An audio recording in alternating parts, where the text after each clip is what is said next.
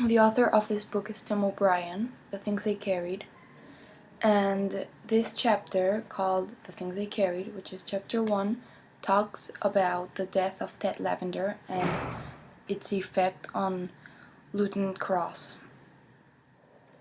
The setting is on the village of Tankay after they have taken Lavender away on the chopper because he was shot.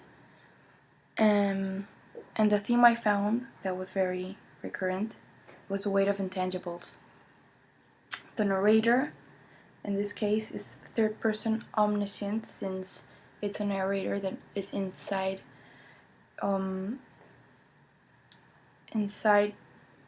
Lieutenant Cross's head. Inside Tim O'Brien's head. Yeah.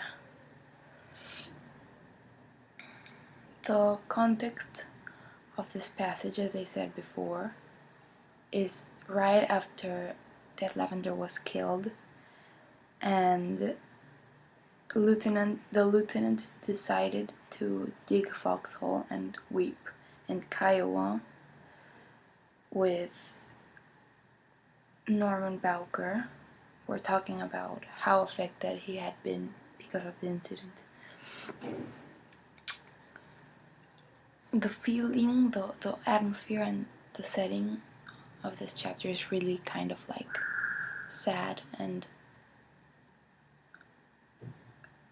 it's like full of emotion, since another death has recently occurred, and the guilt of Lieutenant Cross is huge, since he cared more about Martha and her pictures than about Lavender, which is why Lavender got shot, because he went to the bathroom but he didn't cover his back, so he got shot when he was coming back and zipping up his pants. So that's like the weight of intangibles of the death of a soldier. The main characters in this passage are, Lieutenant Cross, Kiowa, Norman, and the idea of Lavender being alive.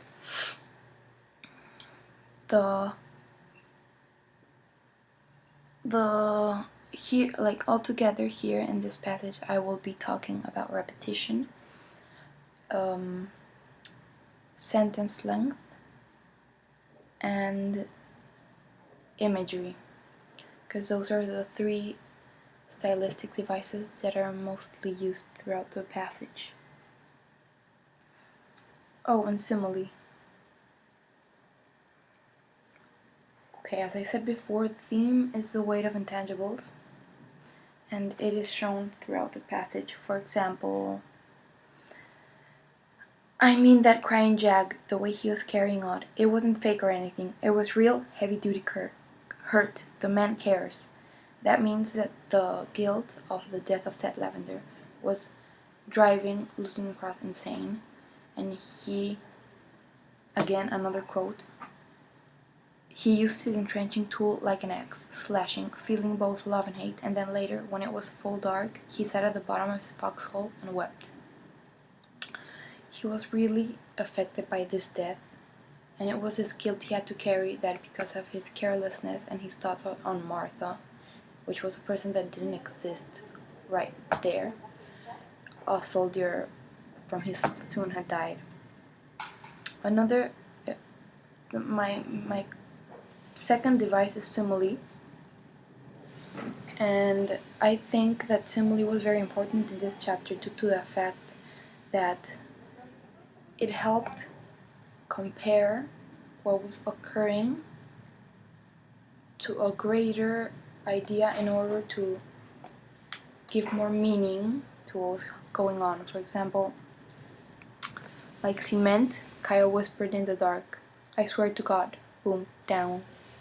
It is comparing how the death of Ted Lavender resembled cement when he fell and was shot, because cement is really hard, and when it falls it makes a huge noise, and it is a dry fall, and since he was carrying so many things in his bag, he just fell, and it was like cement.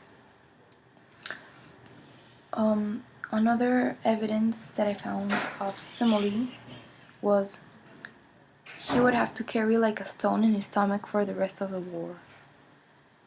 This again is related to the theme of the weight of intangibles, since it's talking about how he would have to carry the guilt in his stomach, which is compared to a stone, because a stone in the stomach is really heavy and doesn't move, and there's just like a burden there.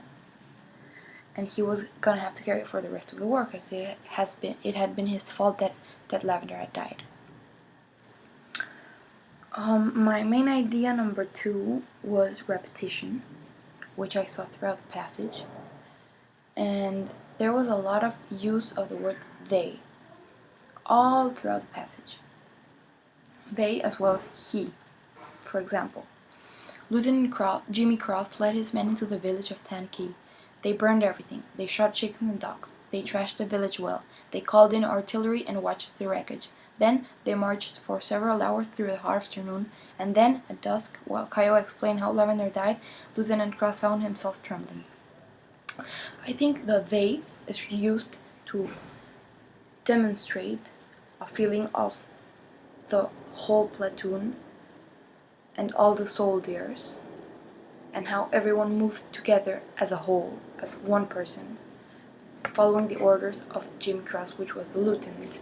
Basically, the soldiers were like one single unity in which they didn't individually think, but rather they did what they were told and followed orders. Another example that I found in repetition was he.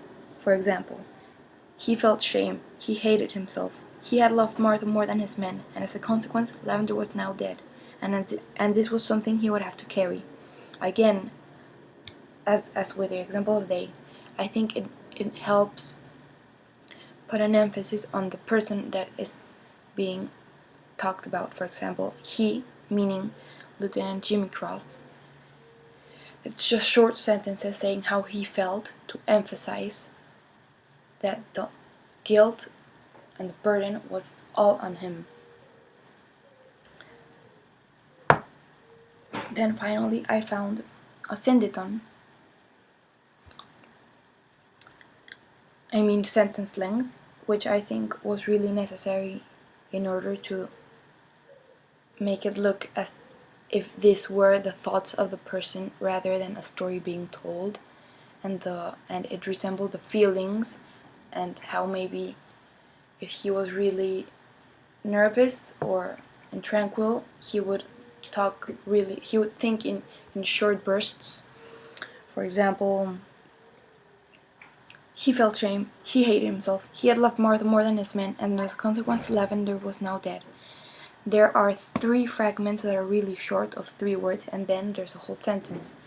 This helps emphasize everything that Lieutenant Jimmy Cross was feeling at that moment. And then another example of sentence length comes from the third paragraph, and it says, all he could do was dig. He used his entrenching tool like an axe, slashing, feeling both love and hate. And then later, when it was full dark, he sat at the bottom of his foxhole and wept. Again, short ideas, short bursts of emotion coming from Lieutenant Jimmy Cross. I think it helps to convey the feeling of desperation, of guilt, and all of that, rather than talking in a full sentence about something that was going on, which wouldn't really fit with the topic. And yeah, basically, throughout the use of simile, repetition, and sentence length, it is clear how the theme of the weight of intangibles has been recurrent throughout the whole passage, and how everything goes back to the relation of how a death of Ted Lavender affects Lieutenant Jimmy Cross in such a way that he can't carry the guilt that he has inside. And yes.